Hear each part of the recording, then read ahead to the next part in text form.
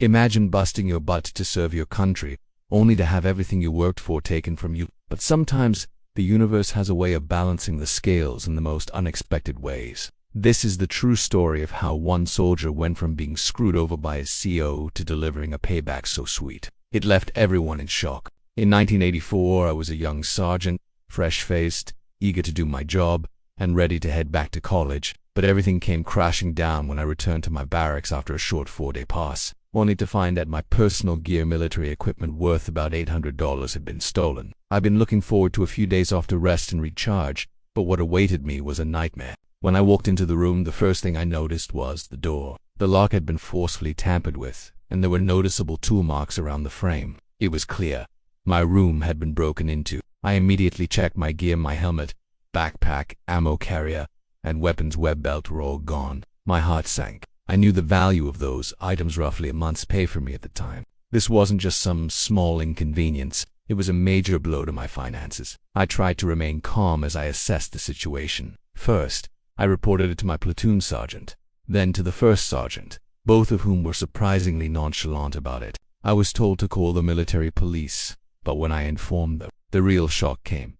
The company commander or CO wanted nothing to do with an official report. He called me in personally and made it clear that he didn't want this break-in to be reported. Why? Because it would make the company look bad in the division's police block. A company showing up in an official record for a break-in, that would look terrible for him.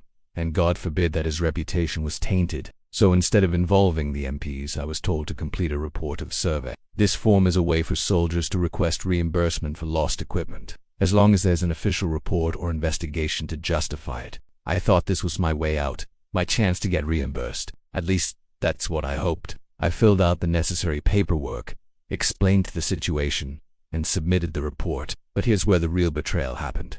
Without the police report, my request for replacement equipment was denied.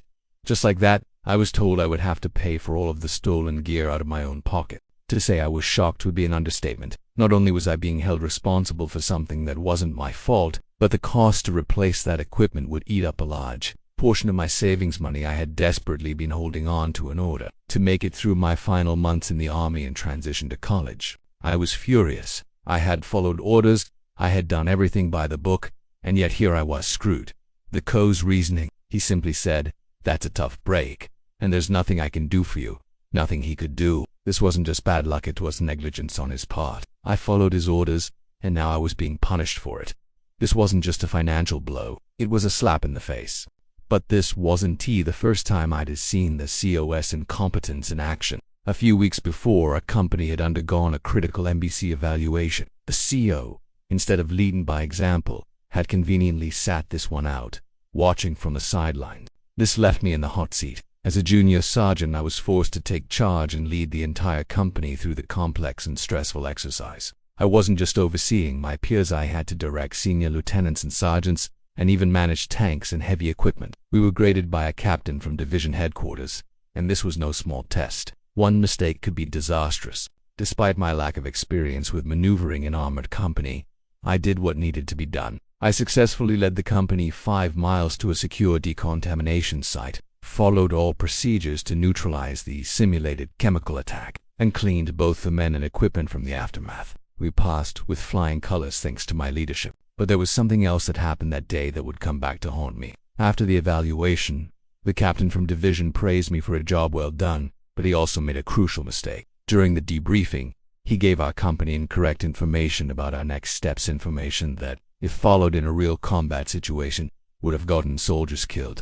I couldn't just stand there and let it slide. I politely yet firmly corrected him. The captain didn't take kindly to this, and the tension was palpable. Here I was, a lower-ranking sergeant, correcting an officer, and it was clear that my actions embarrassed him in front of the company. He wasn't used to being contradicted by someone beneath him, and I could see the resentment building in his eyes. That moment, though, was a turning point. Little did I know, the captain was about to play a major role in my downfall, not because of what happened in the evaluation, but because of the pride he'd lost that day. And that is where the real story begins, the story of how my failure to act responsibly in both his leadership and his response to my stolen equipment set the stage for everything that would follow. This wasn't just about one soldier being wronged. It was about an entire company being led by someone who didn't care about their well-being, their training, or even their basic survival. and it was about to catch up with him in a way no one expected.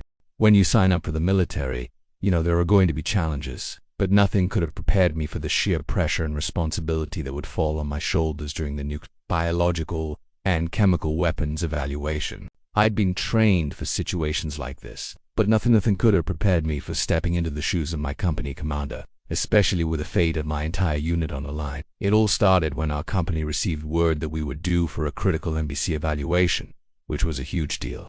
The whole point of the exercise was to test how well we could respond to a chemical, biological, or nuclear attack, something that could happen at any moment in the field. For weeks we'd been preparing for this moment, rehearsing procedures, double-checking equipment, and making sure everyone knew their role.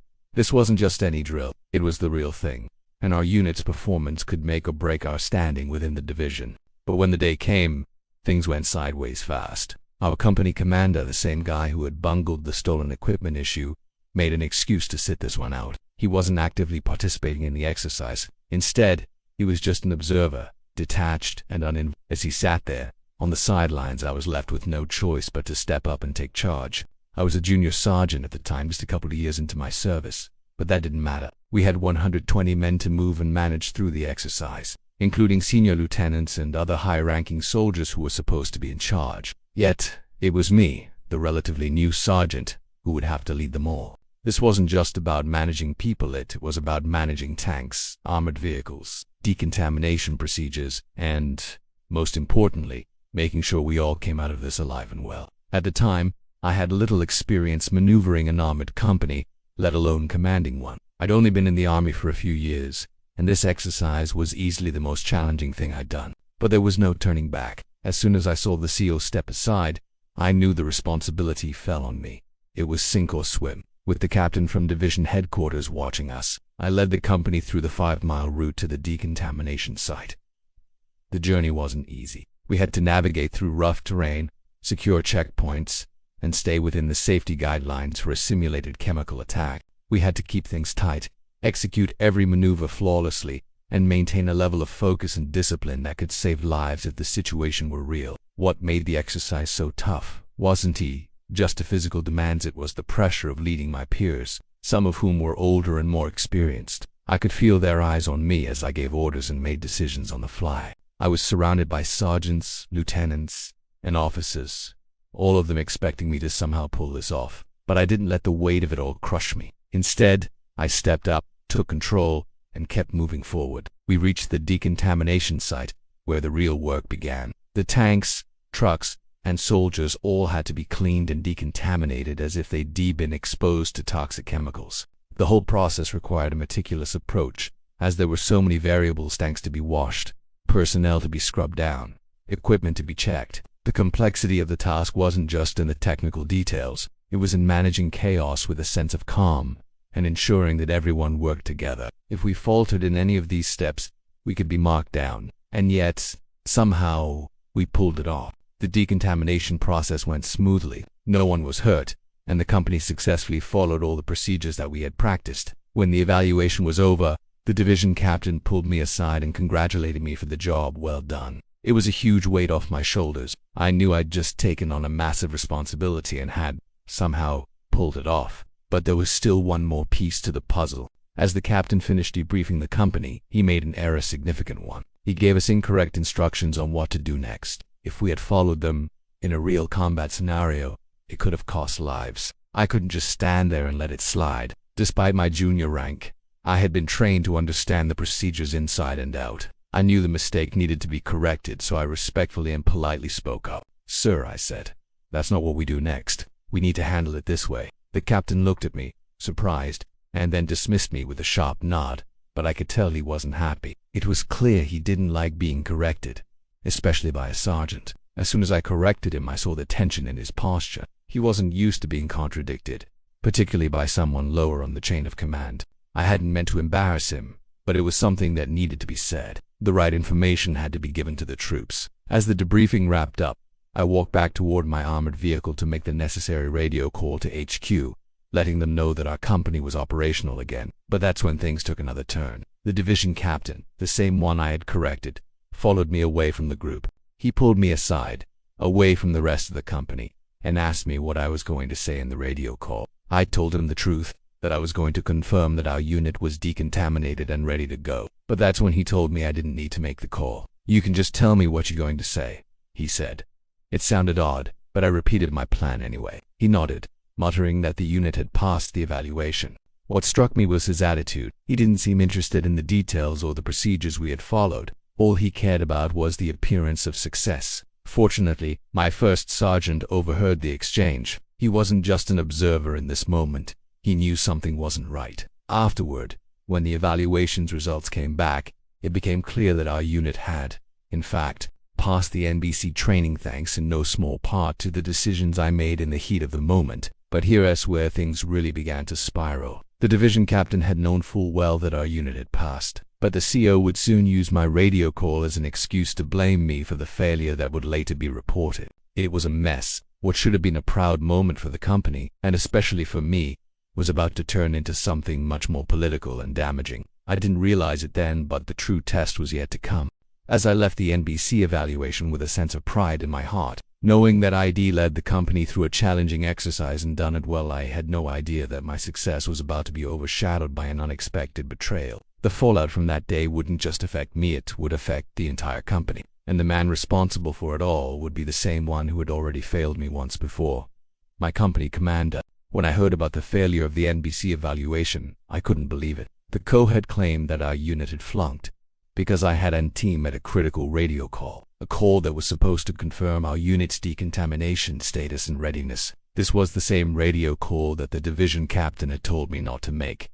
I'd followed orders, but here I was, being thrown under the bus. I was called into the CO's office, along with my first sergeant, to discuss the results of the evaluation. The CO's face was stern, and his tone was sharp as he pointed the finger squarely at me. "We failed the evaluation," he said flatly, "because you didn't make the radio call confirming that the unit was operational again." The same captain who had told me not to make that call was now being used as a scapegoat for the CO's own failure. It wasn't just a betrayal, it was a calculated move to cover his own behind, no matter the costs. I couldn't believe it. I had done everything right, everything by the book, and now I was being blamed for something I didn't even do. The CO's justification was simple. He needed someone to take the fall for the failure, and I was the easiest target. He knew I was leaving soon, and he didn't care that I'd led the company to success in the field, or that the division captain had specifically instructed me to hold off on that radio call. In his eyes, it didn't matter. All that mattered was saving his own skin. I was furious, but I kept my cool. I didn't argue, didn't try to defend myself. I knew it wouldn't make a difference. The CO had made up his mind. His priority was always to protect himself and his reputation, no matter how it affected the soldiers under his command. But there was something that stuck with me.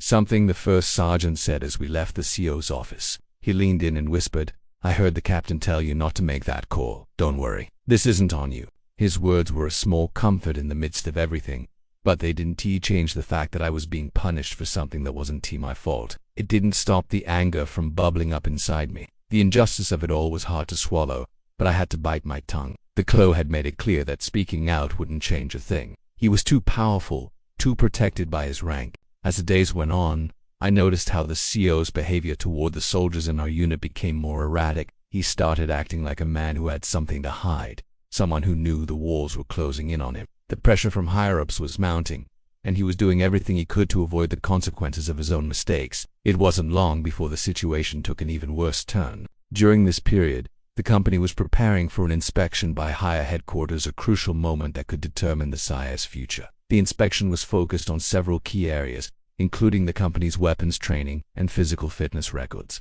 These records were vital to the success of the inspection. Without them, the CO's chances of passing would be slim, and his career would be on the line. If he couldn't make it through the inspection, he wouldn't just look bad, he would be finished. It was around this time that I learned something truly shocking. The entire company's weapons training records, both the backup physical training logs and the electronic records, had gone missing. Wiped clean, gone, poof. This wasn't just a clerical error or a simple oversight. Someone had deliberately erased the records, and the CO was the one who had to explain it all to the higher-ups. The problem: those records were required for the inspection. Without them, the company would fail, and the CO's career would be over. The stakes had just been raised, and I knew that the CO's career was on the line. He was already under pressure for the NBC evaluation failure, And now this. This was the final nail in the coffin. The COA's face was a mask of frustration and panic as he tried to justify the missing records. But no matter how hard he tried, it was clear that he wasn't going to escape this one. His ability to maintain control was slipping away. He couldn't explain how or why the records had disappeared,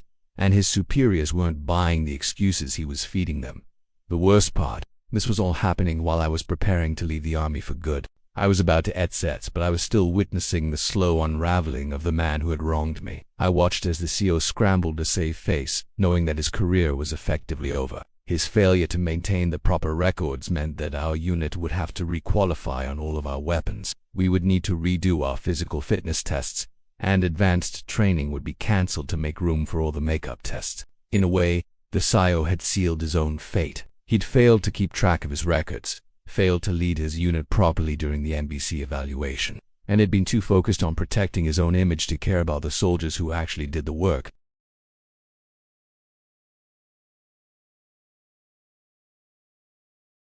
They had to fork out a significant amount of money to cover the cost of ammo and other resources to requalify the company, and they had to find the time to redo everything that had been neglected. This was the kind of mess that could cost someone their career, and the CO was at the center of it all. But what really sealed the deal for me, what made me feel like I was getting the last laugh, was that the rest of the company had seen it too. They saw the CO's inability to lead.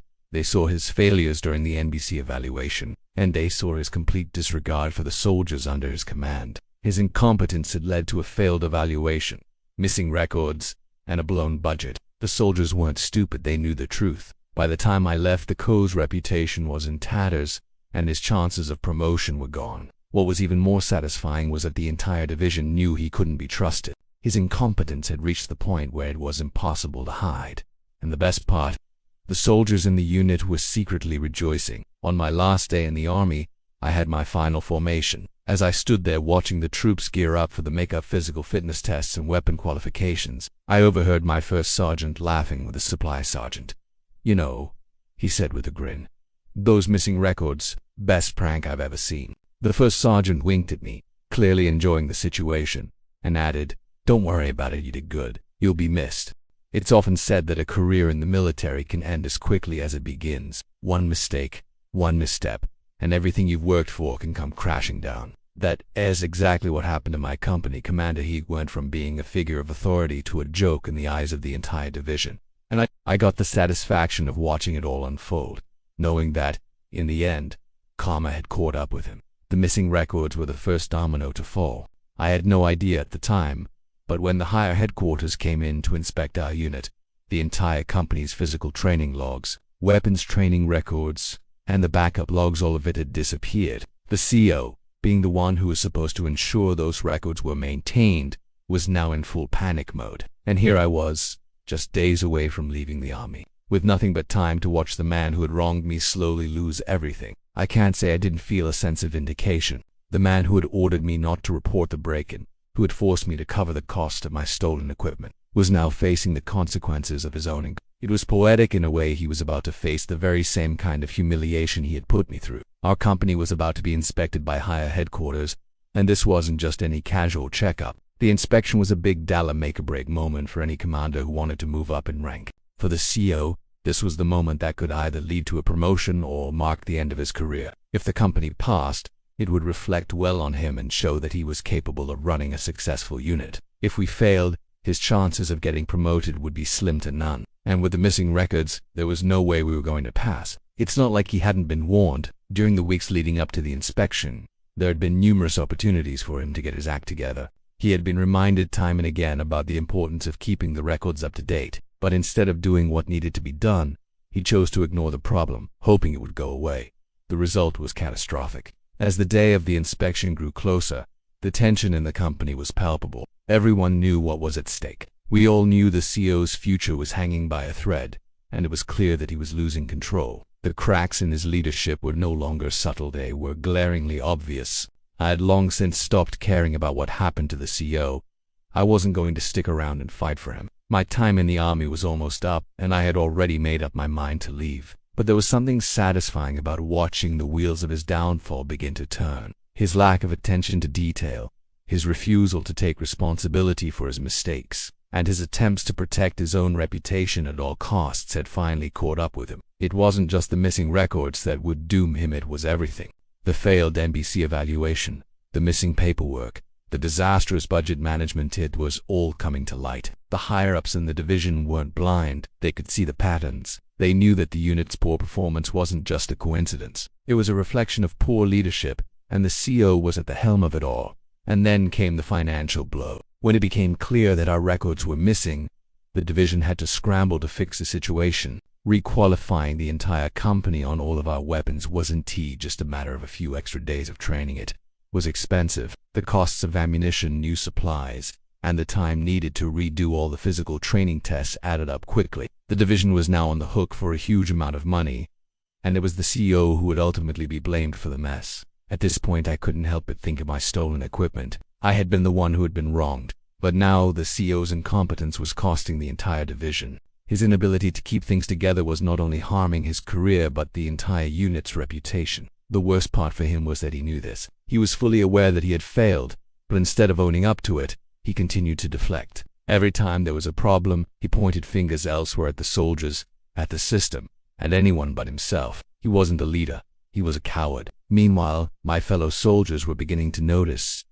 They had seen the CEO's shortcomings for months, his lack of leadership, his obsession with covering up his failures, and his refusal to take responsibility had turned our unit into a shell of what it could have been. The soldiers in our company had been patient, but they weren't blind. They knew that our CEO was a failure, and they couldn't wait for him to be exposed. The inspection came, and the inevitable happened. The CEO was grilled for the missing records, for the failed NBC evaluation, and for the inflated training budget. The higher-ups didn't buy his excuses. They couldn't. The evidence was all there: his negligence, his poor management, his inability to lead. At the end of the day, the CEO was left with nothing but a ruined reputation. His performance evaluation would be a nightmare, a black mark on his career that he would never recover from. He had failed his unit, he had failed the division, and worst of all, he had failed himself. The dream of promotion, the hope of moving up the ranks, was now completely out of reach.